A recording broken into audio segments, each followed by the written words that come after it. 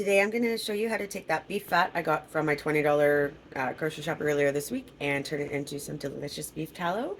Nice high calorie fat that's great for frying, adding to all kinds of stuff. And here we go. So turning our beef fat into tallow is incredibly easy. I'm going to use my Instant Pot. Of course, it's one of the cheap ones. It doesn't actually have the instant setting on it. That's all right. We don't need that for what we're doing today. I've got my big, beautiful bag of beef fat. Mine's already ground. If yours is not ground, just cut it down into some small pieces. They don't have to be this small. But little chunks like that will do well. The smaller they are, the more easily and faster it will render. And then just a little bit of water to keep the fat from scorching. Alright, so let's start by just putting our fat in the pot there. Bear with me, I'm trying to hold the camera with one hand and do this, but maybe we'll see about finding a better setup later. So we got our fat in there, and then just for that, I'm going to pour about a quarter cup to a half cup of water in there, just like that.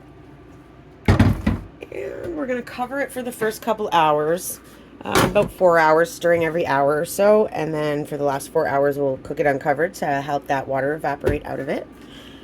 So then we're just going to set it to 200 degrees. I can set my time up there.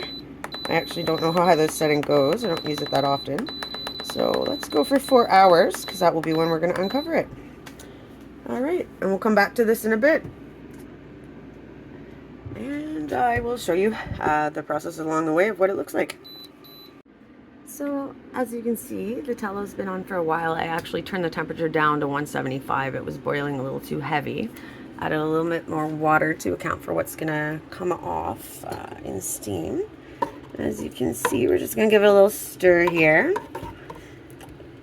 So you can see some of the bits of fat are starting to brown up. That's gonna turn into what we call cracklings at the end there. So she's looking good, making good progress. I'm gonna give her, well, she's been on for about 2.5 hours now, so it'll still be a little bit, but we're making good progress.